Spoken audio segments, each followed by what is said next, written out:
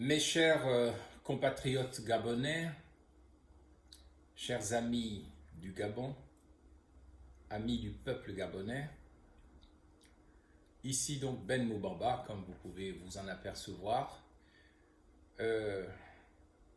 Nous sommes le 21 mars 2022 et aujourd'hui, bien entendu, dans l'hémisphère nord, et précisément en Europe, nous sommes au premier jour du printemps, c'est-à-dire le premier jour de la renaissance de la nature, le premier jour du renouveau. Et donc, en tant que père bantou, en tant que président du parti l'ACR, l'Alliance pour le changement et le renouveau, justement, en tant que président de ce qu'on appelle le Gabon d'après, par opposition au Gabon d'avant-avant, le Gabon de 1967-1968, le Gabon des Bongo et du Parti démocratique gabonais, qu'on appelle aussi le Parti des démons du Gabon. Il me plaît aujourd'hui de vous parler clairement et ouvertement à travers ce message vidéo pour vous dire surtout deux choses. La première est relative à l'ordination épiscopale de l'évêque Ndiengui, qui est donc le nouvel évêque catholique, puisqu'il y a plusieurs obédiences chrétiennes, le nouvel évêque catholique de Makokou, au nord-est du Gabon. La signification de cette ordination, les avantages et les dangers de cette organisation pour l'évêque Ndiengui lui-même, qui n'est certainement pas au courant des risques qu'il court à travers cette ordination, de ce que ça veut dire pour le Goué-Vindo et pour le Gabon. Et je voudrais aussi, à travers cet enseignement, si je puis m'exprimer ainsi, puisque je suis également un philosophe politique, à travers cet enseignement, vous dresser quelques pistes du futur immédiat du Gabon, puisque l'histoire immédiate du Gabon est très dangereuse. Et les gens, malheureusement, ne sont pas conscients ou ne comprennent pas ce qu'ils vivent parce que nous avons été plongés dans le trou noir par lequel nous ne sommes au courant de rien. Tous les complots, tous les dangers, toutes les supputations, toutes les configurations les plus négatives planent sur notre pays et pourtant notre pays avance, ou plutôt recule, comme s'il n'avait pas d'esprit éclairé, comme s'il n'était plus composé que de gens qui n'ont aucune perspective, qui fonctionnent comme des aveugles, comme des sourds, comme des muets, ne réagissant que de manière instinctive, parfois comme des animaux qui réagissent de manière instinctive. On est en danger, on va nous tuer, on va nous faire ceci, on va nous faire cela, donc on court partout, on se fâche, on s'énerve, mais on ne sait pas très bien ce que nous vivons. Quand est-ce que les choses se passent? Comment est-ce que les choses vont se passer à l'avenir? Où allons-nous? Pourquoi vivons-nous ceci ou cela? Quel est le sens finalement de notre existence? Pourquoi ne faisons-nous que reculer alors qu'un certain nombre de pays avancent, notamment en Asie, les pays émergents? Donc je vais vous dresser quelques perspectives. Maintenant, je vais aller très vite, nous allons être ensemble à peu près pour un quart d'heure encore, pour vous faire comprendre ces deux choses. Un, la question théologico-politique, puisque vous savez que moi j'ai fait ma thèse des sciences politiques à l'école des hautes études en sciences sociales de Paris sur le problème théologico-politique et l'ordination épiscopale de l'évêque catholique Ndiengui a un sens et je veux alerter les Gabonais là-dessus. Donc je parle de cette ordination et ensuite je dresse quelques perspectives. Sur l'ordination de l'évêque Ndiengui, je dis que j'en parle justement en tant que bantou, en tant que représentant de cette réalité de notre civilisation écrasés justement par la civilisation, par le monde occidental, par le monde catholique. Vous savez que moi-même, j'ai été un catholique jusqu'il n'y a pas longtemps encore.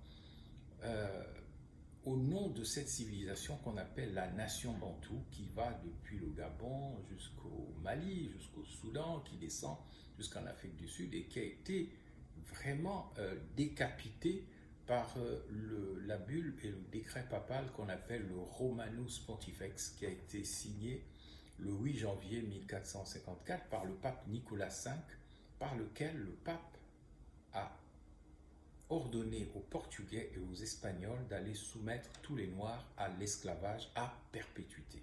C'est ce qu'on appelle un programming prédictif en psychologie, c'est-à-dire une prophétie autoréalisatrice. Il vous arrive ce qu'on vous dit qui va vous arriver, si je puis m'exprimer ainsi. Si vous répétez à quelqu'un que vous êtes bête comme un Gabonais, eh bien, vous serez bête. Vous vous comporterez comme... Si on dit que les Gabonais ne savent pas travailler, eh bien, ils ne travailleront pas si on le leur répète. Pourquoi? Parce que les étrangers vont venir travailler à leur place. C'est l'objectif recherché. Donc, moi, je voudrais prévenir l'évêque Ndiengi qui a été nommé évêque de Makoko. C'est très bien. Je me réjouis pour le Gweïbindo, qui est un nouvel évêque catholique. Mais attention, je voudrais quand même mettre en garde l'évêque Ndiengi pour qu'il ne soit pas l'agneau du sacrifice, l'agneau d'un nouveau sacrifice pour asseoir le pouvoir politique d'un nouveau parti démocratique gabonais. Parce que ça s'est déjà passé historiquement. Lorsque les politiciens gabonais veulent faire quelque chose au plan physique, ils le font d'abord au plan occulte, au plan spirituel, même dans la négativité.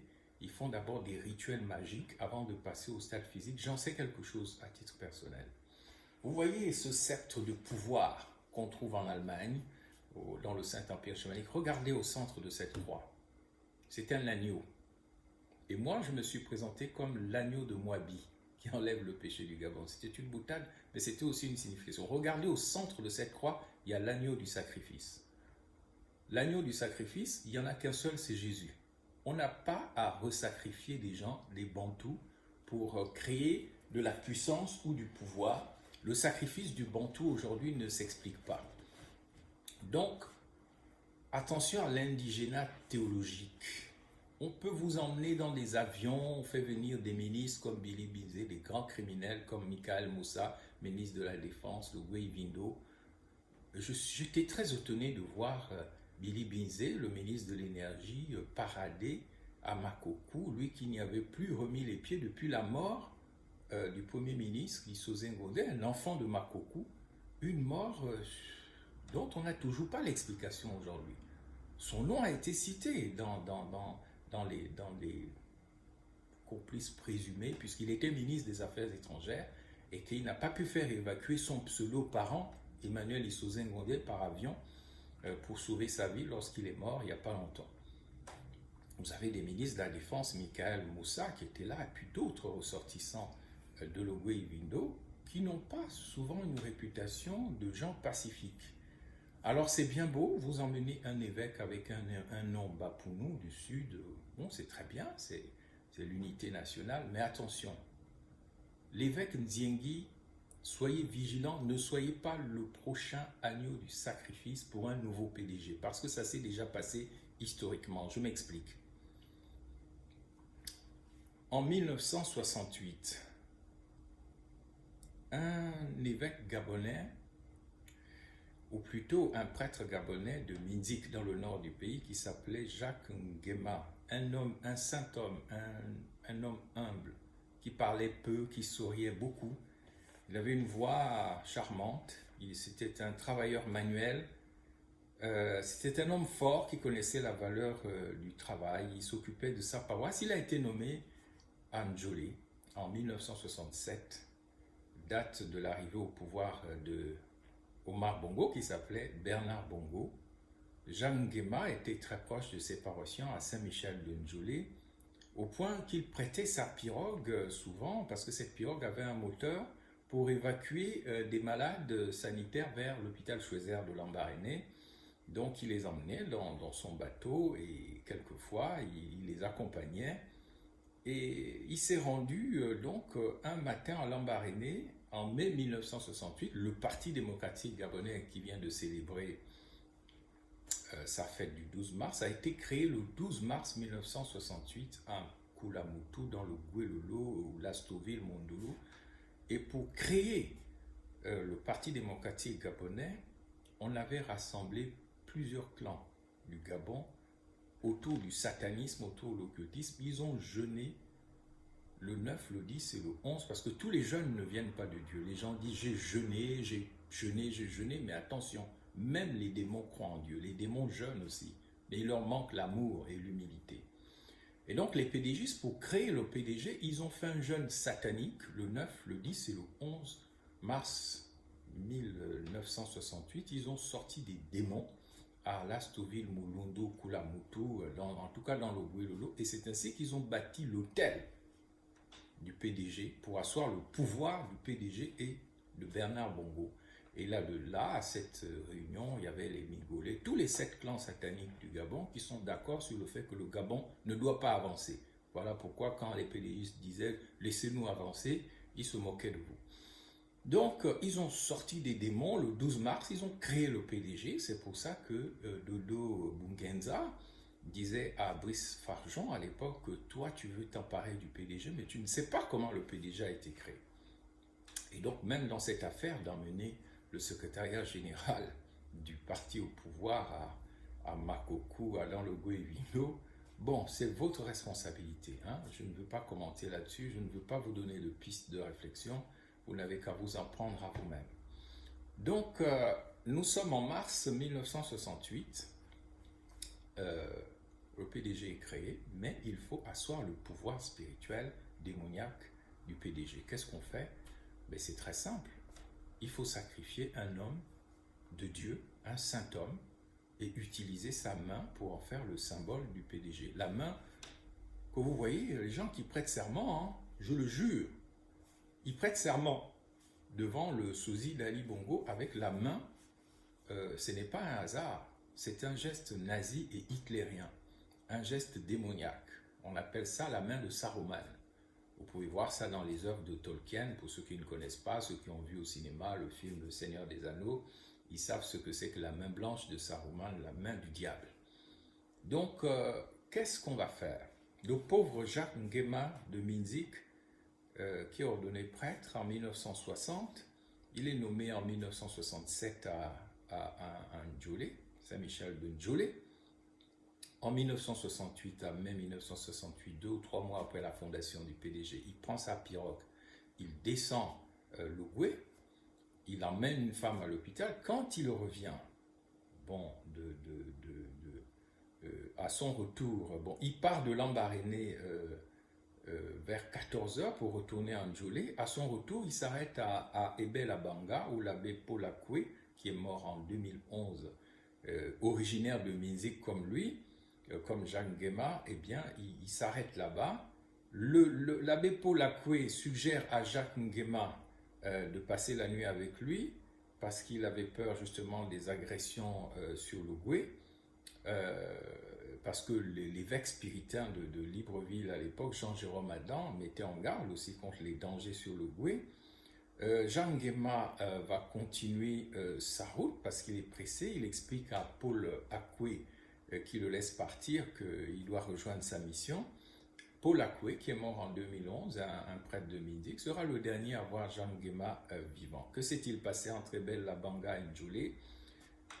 Plusieurs décennies après, presque un demi-siècle après, on ne sait toujours pas. Mais ce qui est sûr, c'est que Jacques Nguema a disparu du côté d'un village qu'on appelle Andem, à mi-chemin entre Ebel-Abanga et Ndjolé, sur les bords de la Banga, en tout cas en naviguant sur le Goué.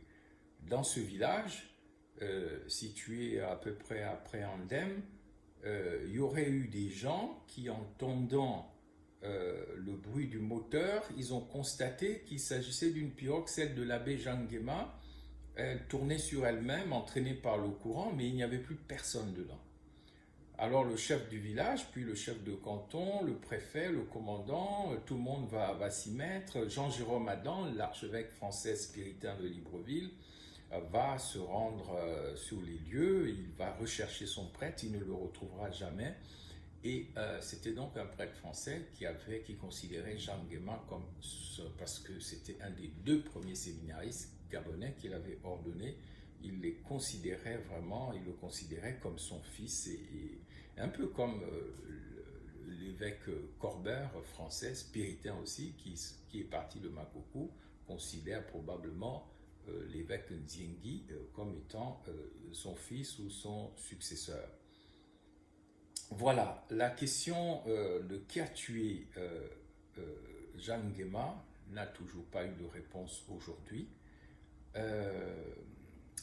Monseigneur Anguillet, celui qui a précédé l'archevêque Anguillet, qui a précédé Basile Mve Ngon, en rouvrant l'église de Saint-Michel de Ndjolé en 1997, avait posé la question à la foule: qu'avez-vous fait de l'abbé Jacques? L'avez-vous tué? L'avez-vous mangé? En tout cas, c'est un drame qui est de la responsabilité du gouvernement gabonais et de l'Église catholique du Gabon, qui n'a jamais été élucidée. C'est une manière pour moi d'alerter l'évêque Nziengi, qui a été ordonné à Makoko. Et moi, j'avoue que j'ai été inquiet quand j'ai vu tous ces criminels du PDG assister à cette ordination épiscopale. Tant mieux, hein, on va dire, c'est le Saint-Siège, c'est le Vatican, mais attention, évêque Nziengi, ne soyez pas le nouvel agneau du sacrifice théologico-politique au nom de l'indigénat théologique qui va avoir lieu au Gabon, à Makoko. Attention à vous. Et c'est un ancien petit séminariste du séminaire Saint-Jean que je suis qui vous parle. C'est un ancien journaliste de Radio Vatican, moi-même qui vous parle, de Radio Notre-Dame de Paris, fondateur de la Radio Sainte-Marie, un grand connaisseur du catholicisme international et gabonais. Je vous préviens, évêque Nziengi, faites très attention. Attention, attention, attention. Ce n'est pas parce qu'on vous fait la fête, qu'on sort des avions, qu'on vous félicite, qu'on vous flatte. Attention au manque d'humilité qui pourrait entraîner votre propre disparition à venir, c'est-à-dire votre sacrifice. Je suis au regret de le dire, mais je le dis très bien parce que si le PDG arrive à sacrifier un grand Bantou à nouveau, un grand Pounou, parce que c'est ce qu'il recherche, beaucoup de Pounous sont morts récemment, les commandants Bina sur son bateau, les Mombo ceci, Mombo cela, les Mathieu Kumba et tout ça. Comme on n'arrive pas à attraper Moubamba, vous ne l'aurez jamais. Moubamba est le prochain président du Gabon d'après. Je le dis avec humilité parce que c'est une réalité, même si cela déplaît parfois. Je mets en garde l'évêque Nziengi. Faites très attention à votre histoire d'indigénat théologique. Soyez très vigilants et ne vous laissez pas sacrifier parce que il y a un fou dans les rues de Libreville qu'on considérait comme fou, un vrai fou celui-là, pas Moubamba.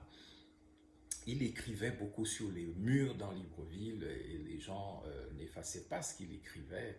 Tout le monde le connaît un peu autour début des années 2000. Il avait écrit que Jacques Nguema avait été sacrifié sur le Goué pour asseoir le pouvoir politique d'un parti, d'un pouvoir qui était en train de commencer. Quel est ce parti qui a été créé en 1968 quand Jacques Nguema a été tué? Eh bien, c'est le Parti démocratique gabonais.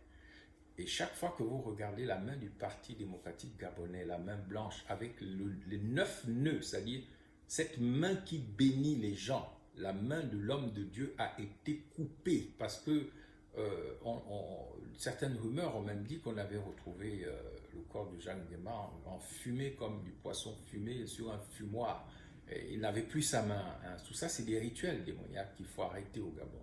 Dans le Gabon d'après, on va arrêter tout ça. On va en faire du Gabon un pays qui est basé sur la science, l'éducation, la culture, l'écologie et tout ce qu'on veut, la renaissance culturelle, mais certainement plus le vaudou des côtes de l'Ouest, l'esclavagisme ou la perversité de l'Est, ou la fourberie, on ne sait pas, du Nord, ou la jalousie du Sud. Tous ces vices bantous-là, il faut les combattre pour créer pour mettre en place des vertus bantoues et créer une nouvelle nation qui va tirer l'Afrique centrale et le monde bantou, le centre des civilisations bantoues que vous avez détruit sur ordre de vos maîtres, ceux que vous considérez comme vos maîtres. Vous niez votre propre souveraineté, vous ne voulez pas décider pour vous-même, donc vous mettez vos vies, autant pour moi, entre les mains des étrangers, à commencer par les France-Africains et puis tous les autres. Et puis vous ne pouvez pas décider de vous-même, vous êtes comme des gens sous contrôle, le mind control est sur vous. Mais nous allons arrêter tout ça, c'est le sens de mon combat. Voilà pourquoi je ne me soumets pas, je regarde toujours la foule anonyme des Bantous et je n'écoute pas les rumeurs assassines parce que je suis sûr que la volonté de Dieu est de faire du Gabon le nouvel escabeau de son trône sur le monde. Le Gabon est la nation messianique par excellence de l'Afrique subsaharienne. C'est ma conviction. Et ce n'est pas parce que des faux prophètes, des faux pasteurs, des faux hommes de Dieu parfois se lèvent, des faux leaders politiques se lèvent pour aller aux élections qu'il faut se laisser avoir. Il est hors de question de se laisser avoir par le mensonge qui court sur notre pays depuis plus d'un demi-siècle. L'évêque Nziengui, moi je vous le dis avec tout le respect qui se doit, je ne suis plus catholique.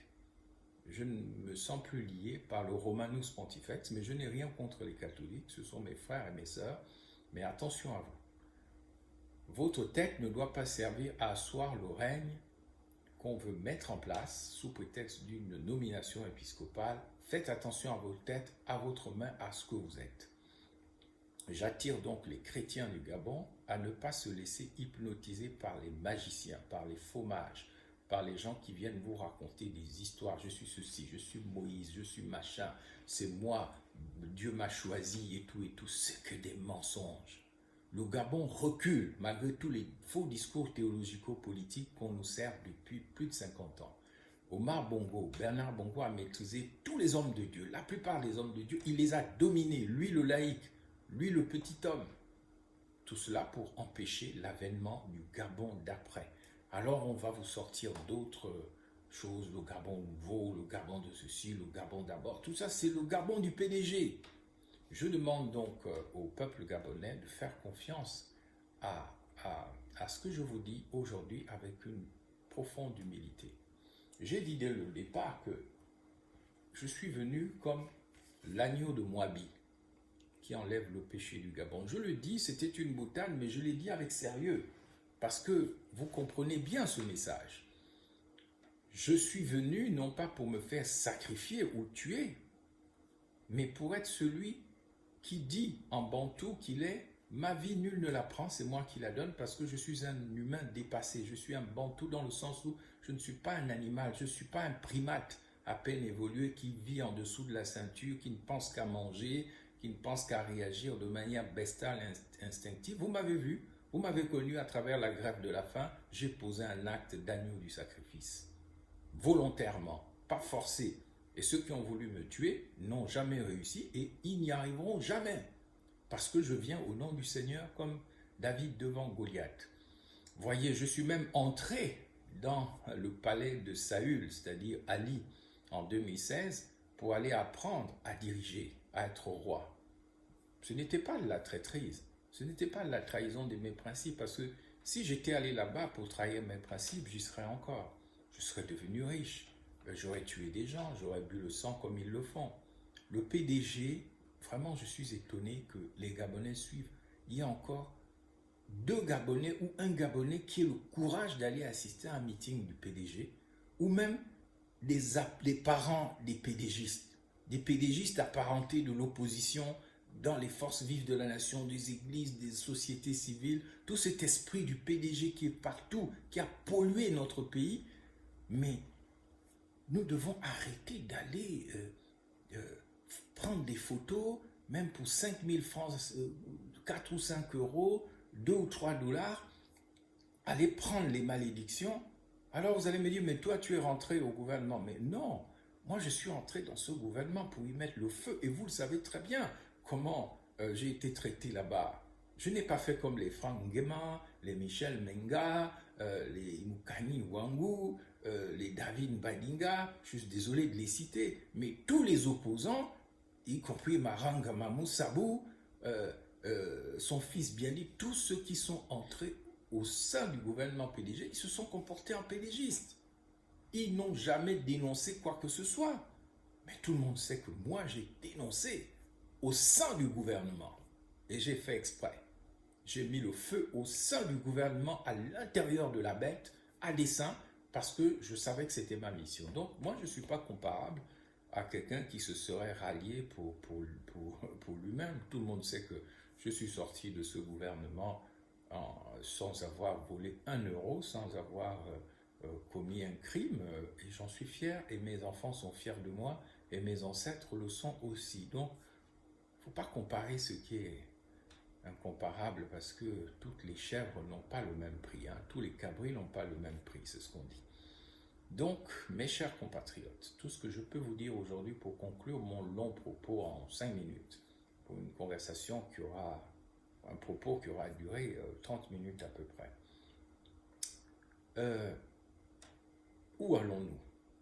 Maintenant que nous savons que les PDG sont prêts à tout avec leur pouvoir qui est déjà fini, la main du père Jean Nguema que vous avez tué sur le fleuve de l'Ogooué avec la complicité parfois de l'Église, la main que vous avez utilisée, la main qui est sur votre logo avec les 9 nœuds, c'est-à-dire que vous avez utilisé cette main-là pour maudire le Gabon, pour bloquer le Gabon, pour envoyer des fréquences négatives sur le Gabon. Sachez que votre magie noire est déjà découverte, elle est exposée maintenant, elle n'a plus aucun pouvoir.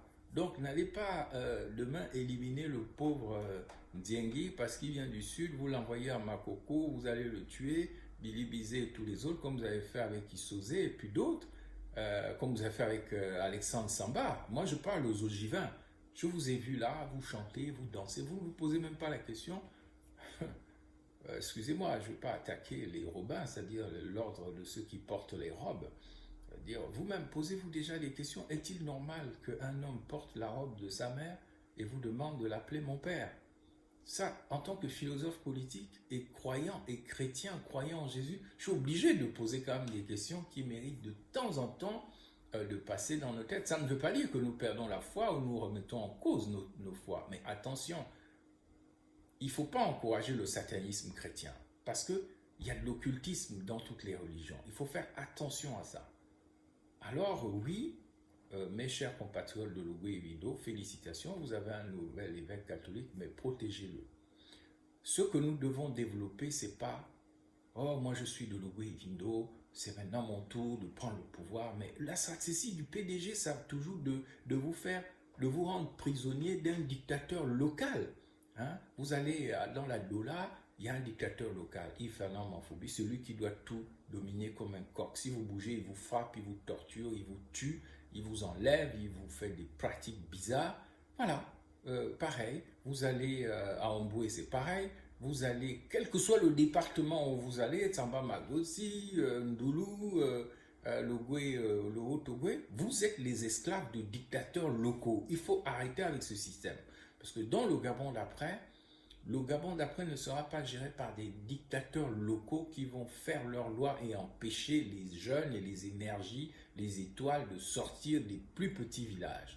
Dans le Gabon d'après, la responsabilité du citoyen, de chaque citoyen, en commençant par la base, par le village, par la famille, par la cellule du quartier, le pays reposera sur les citoyens et les citoyens ne se reposeront pas sur un Yaya, un Djadji, un Ivunda, un dictateur, un bandit, un psychopathe, un criminel qui vient là parce qu'on l'a nommé là comme fédéral du PDG ou comme membre du bureau politique. Il est là, il vous domine, vous êtes comme des chiens, vous êtes dans le Romanus Pontifex, vous n'êtes plus des hommes.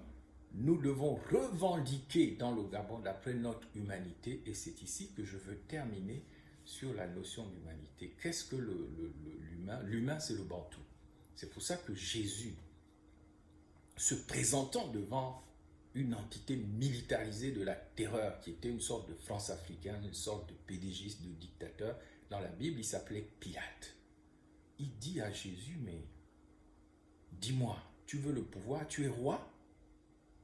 Tes gens m'ont emmené vers moi, t'ont emmené vers moi pour que je te condamne. Mais toi, tu dis quoi? On dit quoi? Tu es roi ou tu n'es pas roi?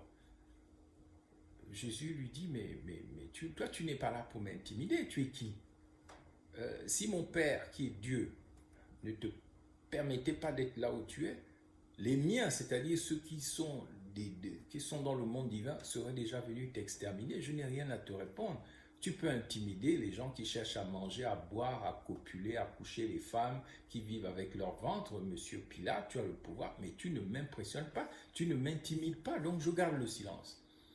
Alors, et c'est là que la femme de Pilate, le gouverneur romain, le France-africain de l'époque, lui dit, ah, mon chéri Pilate, fais attention à cet homme Jésus. J'ai rêvé de lui, c'est pas n'importe qui. Et c'est là que Pilate commence à faire attention parce que Pilate, souvent derrière un homme qui réussit dans les affaires, le business et machin, certains hommes sont contrôlés par les entités de magie de leurs femmes. Et c'est pour ça qu'on dit derrière un homme se cache une femme. Enfin, ça veut dire parfois que derrière un homme se cache une sorcière. La femme de Pilate était une sorcière. Elle avait vu dans la divination, dans les dons, la fausse prophétie à Io, la prophétesse, je ne sais pas quoi, qui n'arrive pas à expliquer comment son mari est mort. Elle avait vu que ce Jésus-là, c'était vraiment le prototype du bantou, c'est-à-dire de l'humain, celui qui est un homme qui n'est plus dans le côté instinctif, bestial, ou bien qui n'est pas un pélant à la manière de Mukanyi Wangu, qui parle les grosses phrases qui ne veulent rien dire, le pédantisme intellectuel, bantou. Le surhumain, le philosophe Nietzsche, hein, c'est un peu à l'envers, on a parlé dans ce livre qu'on appelle Ainsi parlait Zarathustra. Le surhumain, il peut être blanc, noir ou jaune, c'est pas une question de couleur. Le bantou, c'est l'humain. Schweitzer, Albert Schweitzer, on a la chance d'avoir cet homme enterré à Lambaréné, était un bantou, c'est-à-dire que ce n'était pas une entité, ce n'était pas un vampire, ce n'était pas un sorcier, c'est quelqu'un qui volontairement a décidé de quitter son confort en Alsace pour venir s'enterrer dans la brousse, dans un village à Lambaréné, pour servir les autres. Après, il a pris ce qu'il a pris, mais moi je suis allé le voir dans son musée, il y a des choses qui sont protégées là-bas. Peut-être que si nous-mêmes on les avait pris, ces choses-là, elles auraient déjà disparu. Puisque tu peux être noir et être un vampire, un sorcier. Tu peux être d'ethnie bantou, mais en réalité, tu es tout simplement un Congo, un Congolais. Parce que Congolais, ça veut dire homme léopard, homme panthère. Hein, c'est-à-dire les hommes qui sont des entités militarisées de la terreur, des dictateurs, des tueurs, des assassins. De ce fait précis, je voudrais conclure en disant que notre mission, pour faire l'unité nationale, c'est pas de dire oh, il faut nier que je suis Fan, il faut nier que je suis Pounou, il faut nier que je suis Nzebi, Kota, Bateke, Obamba, Miene, quoique Miene c'est aussi un regroupement. Bon, bref, on va pas ouvrir ce débat maintenant. Nous devons trouver ce qui fait que tout Gabonais est Gabonais, ou plutôt tout Gabonais est Bantou. Nous devons protéger les terres qui sont en train d'être vendues aux étrangers. Le premier voleur de terre au Gabon, c'est Olam. Il voulait même voler le Goué, mais je ne vais pas développer ça, parce que sinon je trahirais un certain nombre de choses que je n'ai pas à révéler. Donc, nous devons créer une unité bantou à travers c'est une nouvelle idée de qu'est-ce que c'est qu'être un être humain. Être un être humain, c'est pas dire je suis seulement avec mes frères Nzebi, mes frères Pounou, et c'est bien d'être avec ses frères Fan, ses frères Pounou, mais on ne doit pas devenir un monstre, un démon qui va attaquer les autres, traiter les autres de moins que rien parce qu'il est ceci et qu'il n'est pas cela. Donc, nous devons comprendre que les Gabonais, les Bantous du Gabon, sont des communautés éparses et différentes avec des idiomes qui changent de temps en temps un peu, mais qui sont rassemblés autour d'un fleuve sacré qu'on appelle improprement le Goué. Mais là aussi, je développerai plus tard, le Goué n'est pas le bon nom qu'il nous faut parce que le Goué, c'est un nom qui nous a été donné par les Nigérians qui venaient chercher les esclaves à Lambaréné. Donc, mais chers frères et sœurs, mes chers compatriotes, une révolution culturelle est nécessaire au Gabon. Et pour ça, il faut que les Gabonaises et les Gabonais soient enseignés pour qu'ils découvrent la vérité, parce qu'il est écrit dans la Bible, la vérité vous rendra libre. C'est justement pour que vous ne soyez pas libre qu'on vous cache la vérité, qu'on vous maintient dans la distraction, qu'on vous met en modèle, qu'on vous présente des modèles d'artistes qui n'ont aucune valeur, qui n'ont aucune profondeur. Le Gabon a eu des âmes comme le père Jacques Nguema qui ont été tués. Les belles âmes du Gabon ont été assassinées, tuées, massacrées. On les a fusillées comme les Nzigou Ferdinand qui a été fusillé à Orlando sous le prétexte parce qu'il refusait tout simplement qu'on couche sa femme. On l'a présenté comme un bandit. Comme les Gabonais aiment la distraction, on a été assisté à son exécution à Orlando parce qu'il avait défendu son honneur en tant que Pounou. Les Pounous n'acceptent pas qu'on couche leurs femmes n'importe comment devant eux, que les étrangers viennent vous coucher vos femmes pour l'argent. Pounou ne peut pas accepter ça. Donc Nzigou Ferdinand, on était petits, on était des enfants, on nous emmenait sur la plage de Libreville-Orlando, on fusillait des gens, on disait que c'était des mauvais, mais Nzigou Ferdinand, par exemple, c'est quelqu'un qui avait défendu l'honneur de sa femme, on l'a fusillé. Les Mombo Dominique, les Médans, balles dans la tête, on a nourri les entités de la mer avec les âmes des vrais Gabonais qui avaient encore de la puissance. Qu'est-ce qu'on a aujourd'hui au niveau politique? On n'a plus des hommes d'État. Les vieux que nous voyons là, excusez-moi, ne sont pas des hommes d'État. Parce que les vrais hommes d'État défendent la souveraineté. Et la souveraineté, c'est décider pour soi-même. Montrez-moi un Gabonais qui a le courage de critiquer la France-Afrique ou de dire « Oh, Macron, je ne suis pas d'accord ». Ils sont tous gérés par des étrangers. Donc au niveau politique, on n'a pas d'homme d'État, on n'a pas de femme d'État. Le cœur de l'État a été pénétré par la Légion étrangère, par les étrangers. Moi, c'est pour ça que je ne suis pas... Les gens m'ont dit, oui, tu n'as pas suivi 2016, machin, mais il y a quoi là? Vous voyez un homme d'État ou une femme d'État au Gabon, ça dit quelqu'un qui défend la souveraineté de son pays. Oui, ils veulent le pouvoir pour pouvoir avoir les femmes, l'argent, les grosses voitures, les grands voyages, faire leur business, faire leur placement à l'étranger. Mais moi, je ne vois pas beaucoup d'acteurs gabonais qui se battent pour la souveraineté du peuple gabonais. Oui, ils sont tous contre Ali, soit Ali leur a enlevé leur place, et puis après, quand ils s'arrangent, bon, ils reviennent au PDG. Mais moi, je ne vois pas les gens qui se battent pour la souveraineté du peuple gabonais. Ceux qui sont pour les règlements de compte, il y en a beaucoup, mais ceux qui sont prêts à se sacrifier pour la souveraineté du peuple gabonais, moi, je n'en vois pas. Et je suis droit dans mes bottes parce que je sais d'où je viens, je sais comment j'ai commencé la politique, et les enfers les cercles de l'enfer que j'ai traversés pour avoir la position que j'ai aujourd'hui. Je n'ai rien à me reprocher, je n'ai rien fait de mal aux Gabonais, j'ai sacrifié ma vie pour le peuple gabonais d'une manière ou d'une autre, même si ce n'est pas connu. Donc, il faut absolument dépasser les clivages nord-sud et il faut assumer les identités culturelles, savoir que nous sommes parentés quand même les uns aux autres à travers les lignages. Les gens du Nord ont des liens avec les gens du Sud, les gens du Sud avec les gens de l'Est, les gens de l'Est avec les gens de l'Ouest. Construisons une unité bantou du concept de bantouisme de notre pays. Sinon, on va continuer à nous présenter des hommes politiques qui ne sont pas des hommes d'État et qui vont vous enfumer, vous allez les suivre, vous allez vous faire tuer, vous allez vous faire massacrer pour rien. On va aussi vous sortir tout le temps des artistes un peu qui ne savent même pas chanter. Vous avez des chanteuses qui ne savent même pas chanter, vous les suivez, vous êtes contents, ouais, vous êtes sur les réseaux sociaux, vous êtes contents, ils sont en train de vous enfumer. Voilà ce qu'on vous présente. On est loin des Azizi Nanga, on est loin d'Annie-Flore Bachelelise, on est loin de Tina, on est loin de Pierre Claver à Kindenge, et dans une certaine mesure, on est même loin des gens comme Mauvaise Haleine. On nous présente des gens qui n'ont aucun talent artistique, qui sont là pour vous entuber, pour vous distraire, et vous les suivez. Il faut qu'on arrête ça si on veut libérer le Gabon. Il en est de même dans le domaine économique. Tout le tissu économique du pays, dans le plus petit village, vous ne trouvez pas un Gabonais capable d'avoir un commerce et de gérer une épicerie. Est-ce que c'est normal?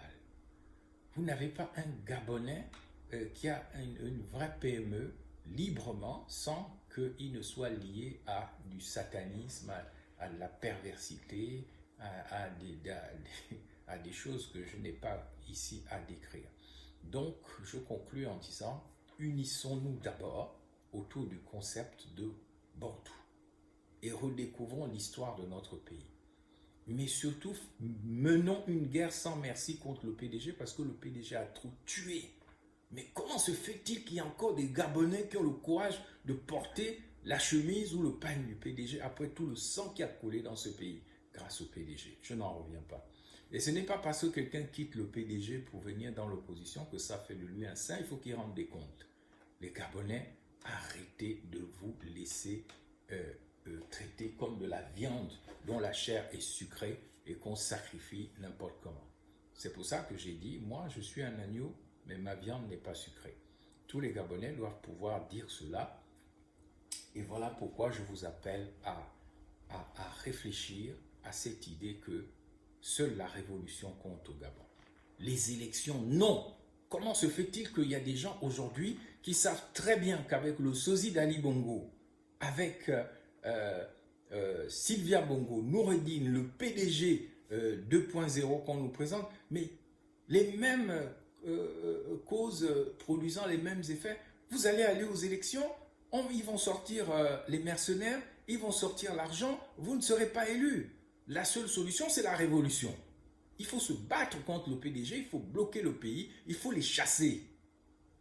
Si nous ne les chassons pas, nous allons avoir un demi-siècle supplémentaire. Et ce n'est pas parce qu'on nous sort à nouveau les sanguinaires comme Billy Bizet, Ifeanyi Manfumbi et bien d'autres qui n'ont pas froid aux yeux, prêts à recommencer leurs bêtises de 2016, que les Gabonais doivent accepter cela.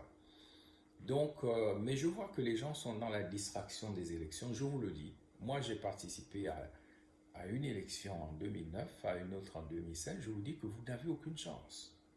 Voilà pourquoi l'ACR et son président, c'est-à-dire moi-même, nous sommes contre les élections de 2023. Elles ne doivent pas avoir lieu.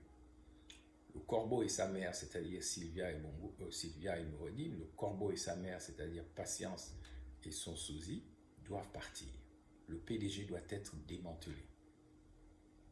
Vraiment, le PDG, vous ne pouvez plus même prononcer ce nom-là dans ce pays.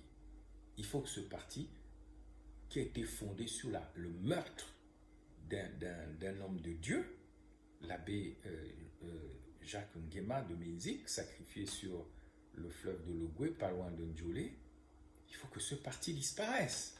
Il faut que ce règne démoniaque s'arrête. Il ne faut pas donner une nouvelle chance au PDG.